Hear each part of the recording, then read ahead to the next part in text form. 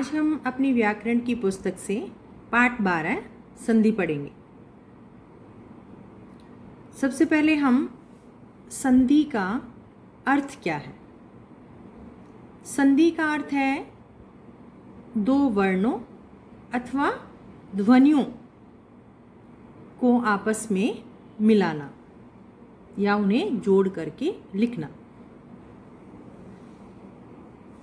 उनके आपस में मेल से जो परिवर्तन होता है उसे संधि कहते हैं। तो संधि का शाब्दिक अर्थ है दो वर्णों अथवा ध्वनियों के परस्पर मेल से जो विकार या परिवर्तन होता है उसे संधि कहते हैं। अब इसके उदाहरण है हरि जमा ईश, तो हरीश। इधर छोटी ई की मात्रा है, इधर बड़ी, दोनों मिलकर बड़ी है, बड़ी मात्रा हुई, तो इसमें लिखा हरीश। परम जमा अर्थ परमार्थ, ए और ए को मिलाकर आ बन गया। तो इधर ए है और इधर ए है, तो दोनों को मिलाकर आ परमार्थ। यथा जमा अर्थ आ और ए को मिलाकर भी आ बनता है, तो यह बन गया यथार्थ।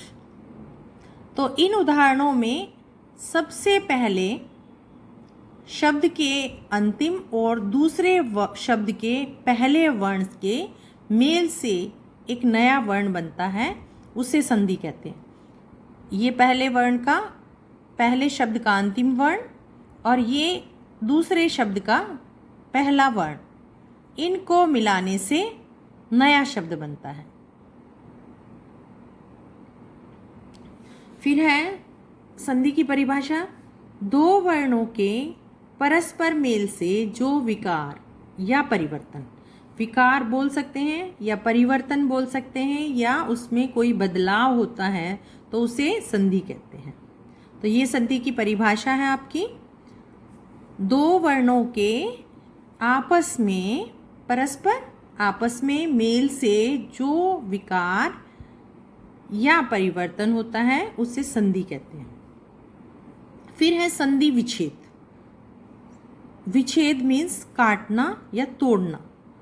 तो संधि विच्छेद, संधि का मतलब है जोड़ना, और संधि विच्छेद यानी कि उन शब्दों को अलग अलग करके लिखना। किसी संधि युक्त शब्द को तोड़कर अलग अलग करना संधि विच्छेद कहलाता है। जैसे अत्याचार शब्द है, इसमें संधि विच्छेद करना है तो अति जमा आचार। महोत्सव महाजमा उत्सव। राजेंद्र राजा जमा इंद्र। महर्षि महाजमा ऋषि। तो ये था संधि विच्छेद। तो ये हमने पढ़े संधि विच्छेद के कुछ उदाहरण।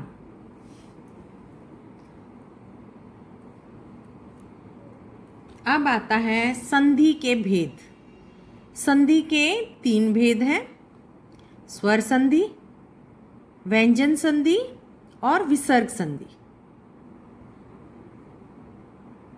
स्वर संधि, व्यंजन संधि और विसर्ग संधि, तो ये हमारी संधि के 3 भेद हैं।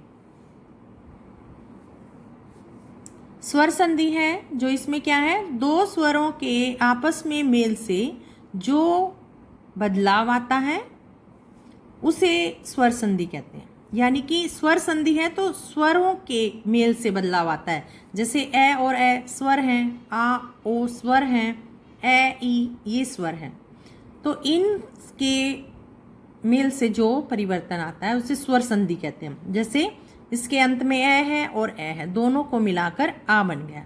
तो मत जमा अनुसार मतानुसार। महा जमा ओज महोज, आ और ओ को मिलाकर औ बन गया महोज। फिर है दिन जमा ईश, ये बन गया दिनेश। इधर ए है उधर ई, ए और ई को मिलाकर ए बन गया दिनेश। उसके बाद है इन संधियों में दो स्वरों के मेल से जो परिवर्तन हुआ है उस मेल को स्वर संधि कहते हैं। फिर आता है स्वर संधि के भेद। अब हमने सबसे पहले स्वर संधि पढ़ी, अब हम स्वर संधि के भेद पढ़ेंगे। सबसे पहले यहाँ था स्वर संधि के भेद, तो 3 भेद थे संधि के, स्वर संधि, व्यंजन संधि और विसर्ग संधि। अब हम संधि के भेद पढ़ेंगे। तो संधि के हैं 5 भेद: दीर्घ संधि, गुण संधि, वृद्धि संधि, यण संधि और अयाधि संधि। अब हम सबसे पहले दीर्घ संधि पढ़ेंगे। दीर्घ संधि जैसे कि नाम से ही स्पष्ट हो रहा है, दीर्घ का अर्थ होता है बड़ा। जैसे एक ही जाति के 2 स्वर आपस में मिलकर दीर्घ स्वर में परिवर्तित हो जाते हैं, तो इस परिवर्तन को दीर्घ संधि कहते हैं। जैसे ए और ए दोनों स्वर हैं और दोनों मिलकर आ बनते हैं, बड़ा। दीर्घ का अर्थ है बड़ा। ए और आ को मिलाकर आ, तो इनके उदाहरण भी दिए गए हैं साथ साथ। वेद जमा अंत, तो ए और ए को मिलाकर आ बन गया वेदांत। फिर है पुण्य जमा आत्मा, पुण्य ए है इधर और इधर आ है, दोनों को मिलाकर आ बन गया, तो पुण्यात्मा। रेखा जमा अंश, आ और ए को मिलाकर आ बना, तो इसे पढ़ेंगे हम रेखांश।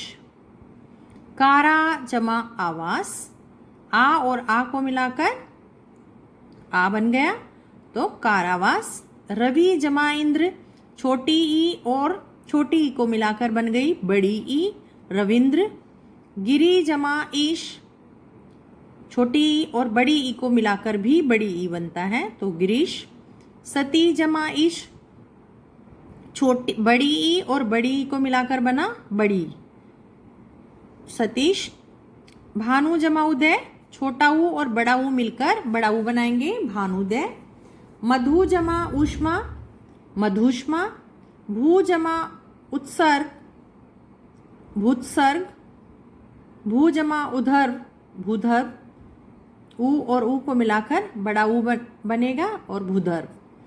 नियम जमा अनुसार, नियमानुसार। ए और ए को मिलाकर आ बन गया। नील जमा आकाश, नीलाकाश। शिक्षा जमा अर्थी, शिक्षार्थी। महा जमा आशय, महाशय। अभि जमा इष्ट, अभीष्ट। हरि जमा ईश, हरीश। नारी जमा ईश, नारीश। नारी जमा ईश्वर, नारीश्वर। सु जमा उक्ति, सूक्ति। सु जमा उक्ति, सूक्ति। साधु जमा ऊर्जा, साधुर्जा। वधु जमा उत्साह, वधुत्साह। भू जमा ऊर्जा, भूर्जा। तो ये सभी थे हमारे दीर्घ संधि के उदाहरण, और भी अनेक उदाहरण हैं। हमें ज़्यादा से ज़्यादा उदाहरण पढ़ने चाहिए ताकि हमें अच्छी तरह से समझ आए।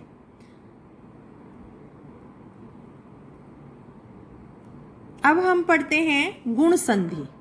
गुण संधि, यदि स्वर ए, आ के बाद छोटी ई और बड़ी ई और ऊ आए तो ए और औ हो जाता है, तथा री आने पर अरे हो जाता है। इस परिवर्तन को गुण संधि कहते हैं। अब जैसे हम उदाहरण पढ़ेंगे उसमें देखना आपको समझ में आएगा। ए और ई को मिलाकर, जैसे इसमें बताया, ए और ई को मिलाकर ए बन जाएगा। आ और बड़ी ई को मिलाकर ओ बन जाएगा। इसमें उदाहरण देखकर पढ़ेंगे हम। ए जमा ई ए, खग जमा इंद्र, खगेंद्र। नग जमा इंद्र, नगेंद्र। अब यहाँ ए बन गया, ए और ई को मिलाकर खगेंद्र, नगेंद्र। ए और ई को मिलाकर ए। सुर जमा ईश, सुरेश। सोम जमा ईश, सोमेश।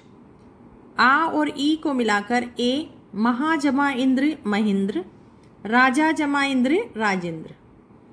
आ जमा ए, राजा जमा ईश राजेश, लंका जमा ईश्वर लंकेश्वर। ए और ऊ को मिलाकर ओ बनेगा। पर जमा उपकार परोपकार, हित जमा उपदेश हितोपदेश। ए और ऊ को मिलाने से ओ बनेगा। सूर्य, इसमें ए है और इसमें ऊ, तो सूर्योष्मा। समुद्र जमा उर्मी समुद्रोमी। आ और ऊ को मिलाकर ओ, महा जमा उत्सव महोत्सव, महा जमा उदय महोदय। आ जमा ऊ ओ, सरिता जमा उर्मी सरितोर्मी, दिव्य जमा उष्मा दिव्योष्मा। ए जमा री को अर बनेगा। यहाँ बताया था ए और री को जोड़ने से अर बनेगा, अरे या अर।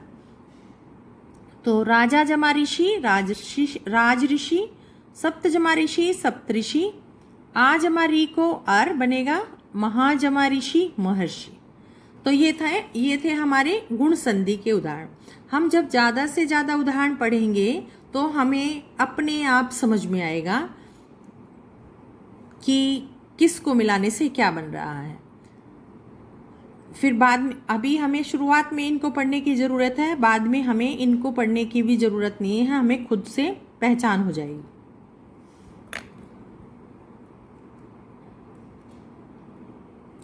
उसके बाद आता है वृद्धि संधि। वृद्धि संधि में है स्वर ए आ के बाद ए और ऐ और ओ और औ आए तो ए और औ हो जाता है। अब हम उदाहरण पढ़ेंगे तब आपको समझ में आएगा। ए जमा एक, यहाँ बताया ए जमा एक को मिलाने से ऐ बन जाएगा। लोक जमा एशना लोकेशना। अब ये ऐ है तो ऐ की दो मात्रा लगेंगी, ए की एक मात्रा लगती है। तो लोक जमा ईशना लोकेशना, एक जमा एक एकैक। आ जमा ए को ऐ बन जाएगा। सदा जमा ए सदैव, कदा जमा ए कदैव। ए और ए को मिलाने से ऐ, ए और ऐ को मिलाने से ऐ बनेगा। परम जमा ऐश्वर्य परमेश्वर्य, धन जमा ऐश्वर्य धनेश्वर्य। ए जमा ए को मिलाने से ऐ, मत जमा ऐश्वर्य मतेश्वर्य, मत जमा एक मतेक। ए जमा ओ को मिलाने से औ, मधुर जमा ओदन मधुरोदन, दंत जमा ओष्ठ दंतोष्ठ। तो ये है हमारे वृद्धि संधि के उदाहरण।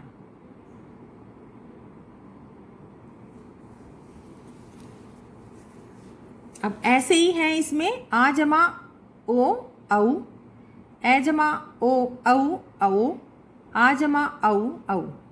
तो महा जमा ओजस्वी महोजस्वी, महा जमा ओज महोज। वन जमा औषधि वनौषधि, परम जमा औस्त परमोस्त। महा जमा औस्त महोस्त, महा जमा औदार्य महोदार्य। अब उसके बाद है यण संधि। जब ई और ई, ऊ और ऊ, री स्वर के बाद कोई अन्य स्वर आए, इन 5 स्वरों के बाद कोई दूसरा स्वर आता है, तब ई के स्थान पर य, ऊ के स्थान पर ऊ तथा व और री के स्थान पर र हो जाता है। इस परिवर्तन को यण संधि कहा जाता है। तो इसमें देखिए ई जमा कोई भी अन्य स्वर, कोई भी स्वर हो सकता है, तो उसको मिलाकर यह बनेगा। यदि जमा अपि यद्यपि, यानी कि छोटी ई और कोई भी स्वर, ये स्वर है ए, तो इनको मिलाकर बन गया ये यद्यपि। आदि जमांत आद्यंत, बड़ी ई को और या कोई स्वर है तो देवी जमा अर्पण देव्य अर्पण, यह बन गया। दासी जमा अपराध दास्या अपराध।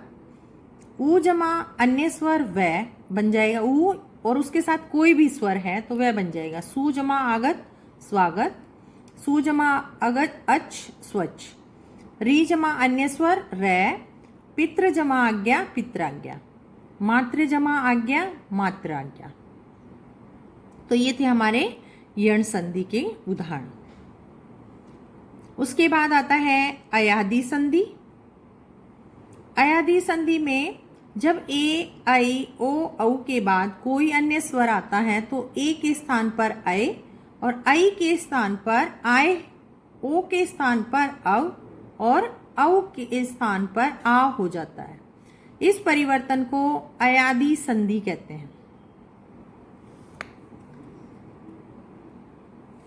अब है ए जमा अन्य स्वर ऐ, से जमा अन सयन, अयन बन गया सयन। चे जमा अन चयन, ए जमा अन्य स्वर, ऐ जमा अन्य स्वर आय, विनय जमाक विनायक, नय जमाइका नायिका, ओ जमा अन्य स्वर अव, भव जमा अन भवन, पो जमा अन पवन, औ जमा अन्य स्वर आव, नव जमाइक नाविक, पो जमा अक पावक। तो ये थे हमारे स्वर संधि के भेद। तो स्वर संधि के हमारे 5 भेद थे: दीर्घ संधि, गुण संधि, वृद्धि संधि, यण संधि, अयादी संधि।